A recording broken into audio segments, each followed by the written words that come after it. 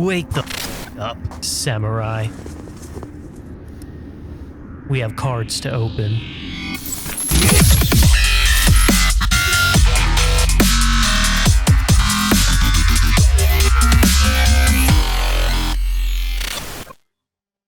You guys are never going to be able to guess what we have for you today. Okay, maybe you can guess. CD Projekt Red and WeirdCo are partnering for the Cyberpunk TCG, and WeirdCo was nice enough to send us the Cyberpunk TCG Alpha Kit. I've got no idea what's inside of this, and if you didn't know, my name is Steph, and I'm here with... I'm James. And we are Response on Play, as you can see by the beautiful banner. We do TCG stuff, we play card games, sometimes board games, mostly card games, and now today we're going to be opening an Alpha Kit. So let's see what's inside. So on the top, it's yellow. It is yellow. Astute observations. The box looks really cool. It's like a mat. I know you guys care a lot about boxes. I certainly do.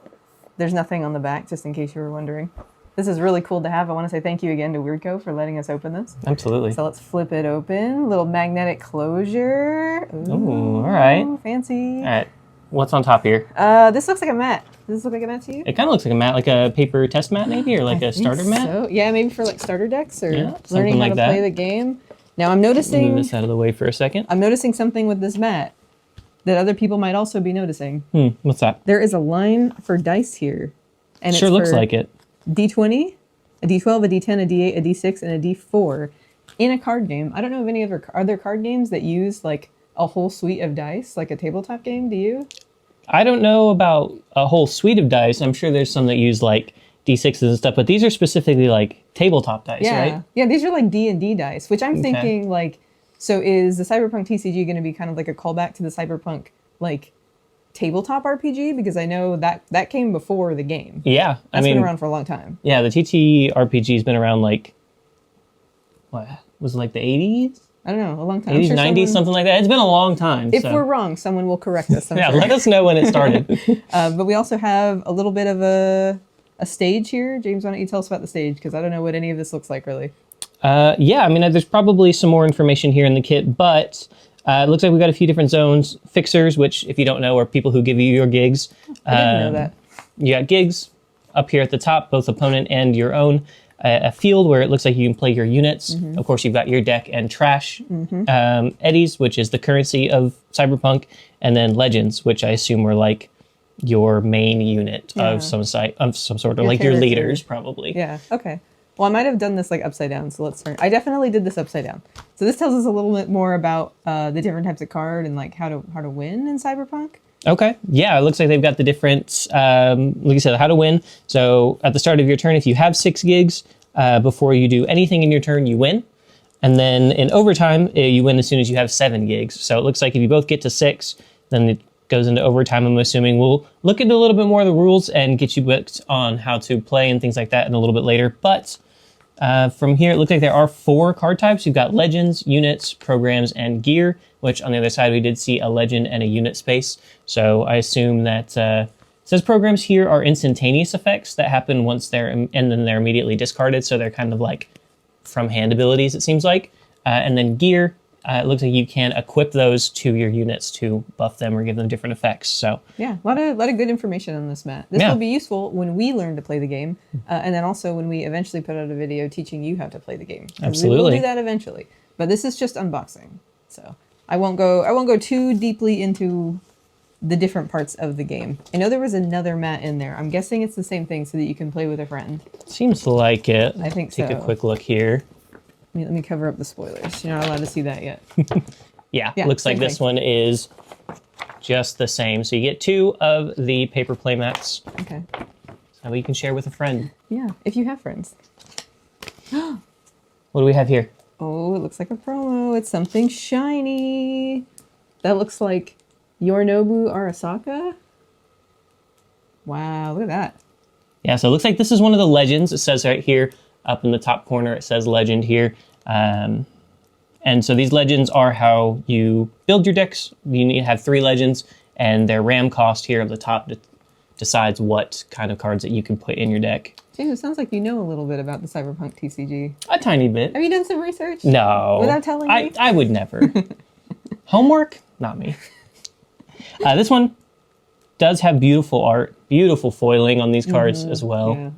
Yeah, this is the first time I'm seeing. So I've seen like the cards that they like the PDFs or like the images that they have of the cards that were in the Alpha Kit. I'm sure other people have seen like the spoilers or like the previews. Yeah, that they've put been out. spoiling cards on their socials. But this is the first time I've seen one in person, and it looks really good. The foiling on this is great. Like they're foiling like the lines of like the curtains. Like I don't know if you can tell, but they're foiling like the crinkles in his clothes. You know, like very detailed. I love it. All right, what's next? What's next? Well, we have a square, a rectangle. Square, a brick, you might say. A brick. This looks like it might be a brick of cards, and it says, "Welcome to the official Cyberpunk trading card game." And it's got some information. It says, "Mix and match your favorite characters from the Cyberpunk franchise to create an unstoppable net-running crew.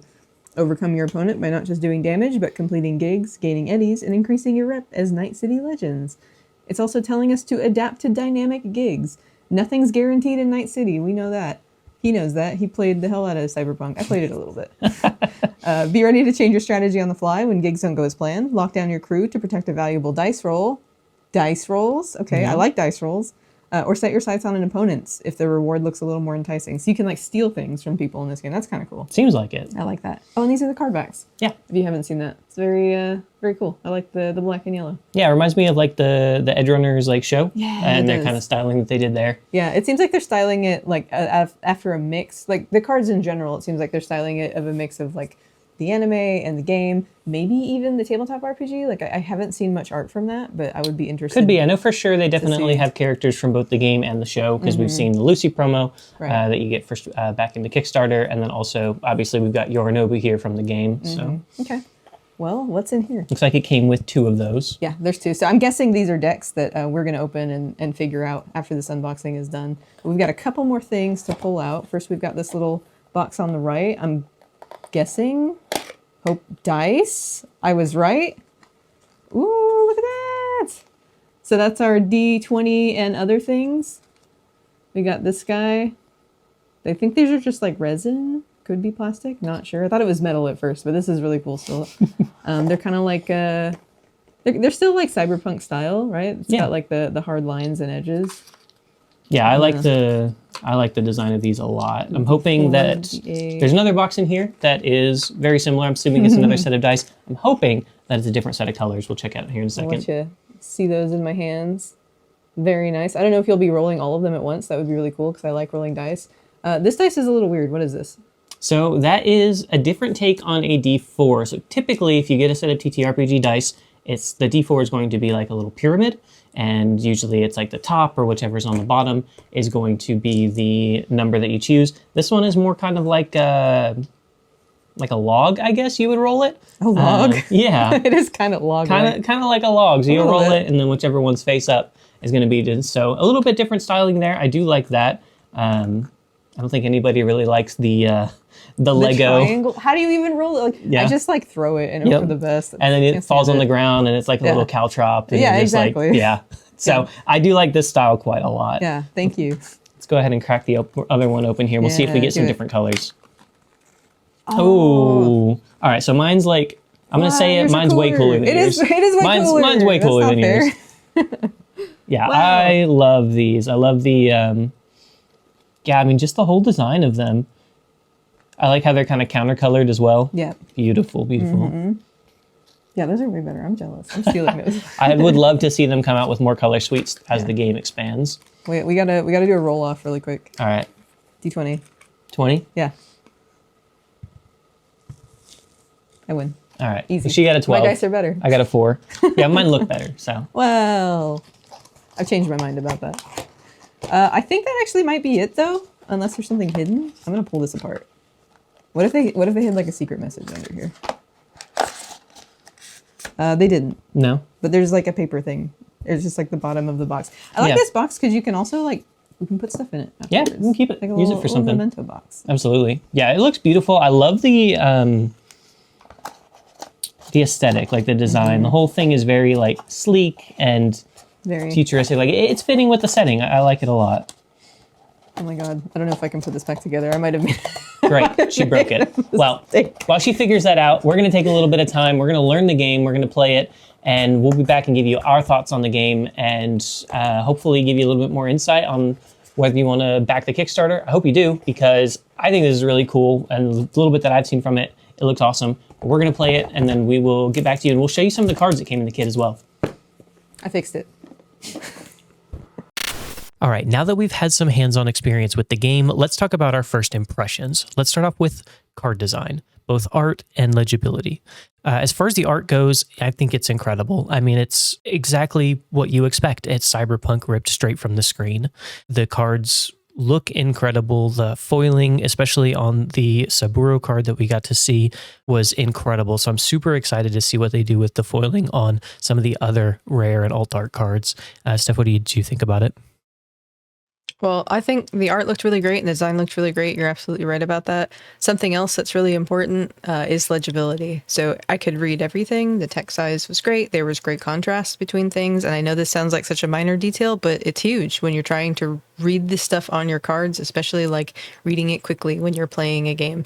It was also very obvious kind of what text you were reading went where for the card. So if there was an effect, like on a gear or something, for example, there was visual ties to tell you when something was only for attacking, only for flipping.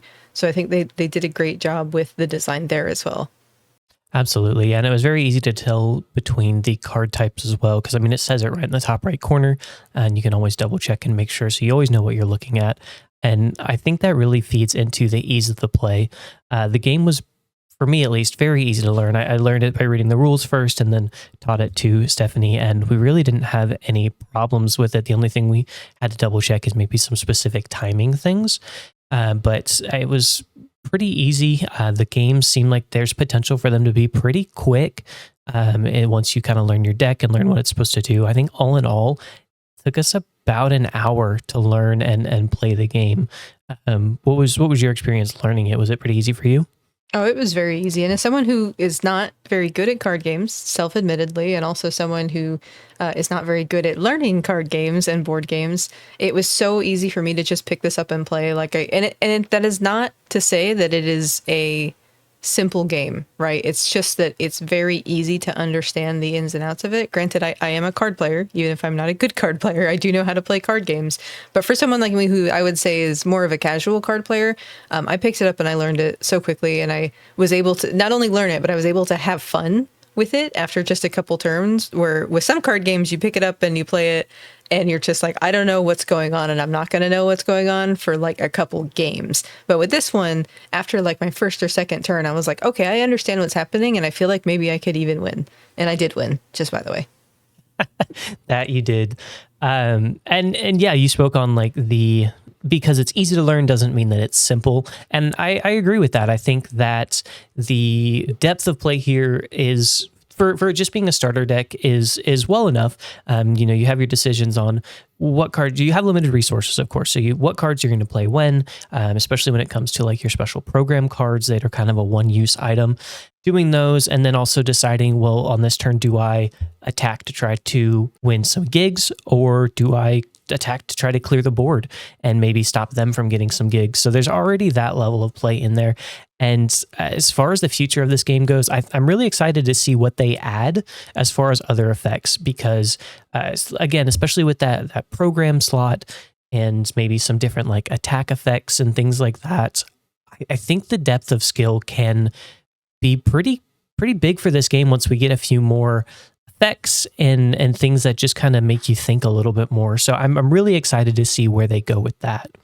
One thing that struck me for this game was how many choices you have. There are a lot of choices in card games normally, but it felt like for this one, there were a lot of layers of choices. So like you were saying, do I go to try to win these gigs, or do I want to save this for next turn? Do I want to play this gear because this will proc this? It just felt like there was more layering of choices because of the gig mechanic, and because what those gigs represent, which is like not just the gigs themselves, which are the win con, but also what was it, your street rep or your street cred? Yep. Street cred. Yes. Thank you. Also your street cred, which has interplay with some cards. I did have a couple cards that had interplay with that. So I'm excited to see all the different moving pieces for this game come together in the future with even more complicated cards later on down the line. But I do want to ask you, if you could compare this to one other game, what would you say it's most similar to? I would have to say, so right off rip, reading the rules and kind of playing, I would say it's kind of similar to Gundam, maybe, or like, I know a lot of Bandai games are kind of similar, so I won't necessarily say all Bandai games because I've really only played the one, but it has a similar feel to Gundam where each turn you get another resource, and then you're either attacking units and you can only attack rested units, and you can only block if your unit is unrested and or spent. In this game, it's called spending a unit, and then you're attacking directly. So I do think that would probably be my most comparable comparison. If you played Gundam, you'll probably be able to pick this up pretty quick. I think overall, this game was really fun, and I say this as someone who doesn't like all card games. This one I really, really liked. I'm excited to play more in the future. It feels satisfying to just pick up and play. It feels satisfying to play out your turns. And it feels like something that could really capture not just like casual card gamers like myself, but also people who, like James was saying, want a higher level of skill expression. So I think that there is a very bright future ahead for this. And I'm definitely going to back the Kickstarter and play this when it comes out. You do what you want, but that's how I feel at the current time after playing this. Yeah, I completely agree. One last thing I want to touch on is that they mentioned that they didn't want the dice mechanic to feel frustrating due to the just pure randomness of a dice roll. And I think they hit that on the head perfectly. Like, Street Cred is not, at least with the cards we have available now, is not punishing enough that if you have a bad roll, you feel like you're having a bad game. And so I do think that they implemented that perfectly, and I want to give them some props on that. Well, that's going to do it for our unboxing and first look at the Cyberpunk TCG. I want to say thank you again so much to CD Projekt Red and WeirdCo for sending us this Alpha Kit. We had a ton of fun unboxing it, taking a look at it, seeing what designs you guys have for us, seeing what the gameplay is going to look like. I think I can speak for both of us, both me and James, and probably all of Response on Play when I say this game looks really fun, and we're going to have a ton of fun with it when it first comes out. Oh, absolutely. Don't forget that the Kickstarter pre-launch page is live now. Make sure you go over there and follow that, so that way you can get notified when the campaign goes live on March 17th at 9 a.m. Pacific time. If you go over there, follow the pre-launch page, and back the Kickstarter, you will receive a foil Nova Rare Lucy promo. So don't miss out on that. Make sure you go follow them over there. And I want to thank you all for watching us today, having fun with us, seeing what this looks like. Maybe it was your first look. Maybe you'd seen the previews before. Either way, thank you for sticking around. If you want to stick around a little longer, we do have plans for more Cyberpunk TCG content. We're going to do a full demo of James and I playing the game. Yep. That way you can see what it looked like and hear our thoughts as we play it, now that we know how to play it. Absolutely. Maybe James can beat me this time. Probably not. We will see. Like I said, I'm really enjoying this game, and so I'd like to keep following it. And if you'd like to keep following it and you want to watch us do that, make sure you hit that subscribe button, follow us along in our journeys. And if you like this video, give us a like and maybe give us a comment telling us who you're excited to see in Cyberpunk. I know Lucy's going to be there. Absolutely. Where's David? Some Atom Smasher fans out there, perhaps, possibly. Has to be, right? Probably more David fans than Atom Smasher, but we'll see. But either way, thank you everybody for watching. Thanks for having fun with us. We'll see you next time.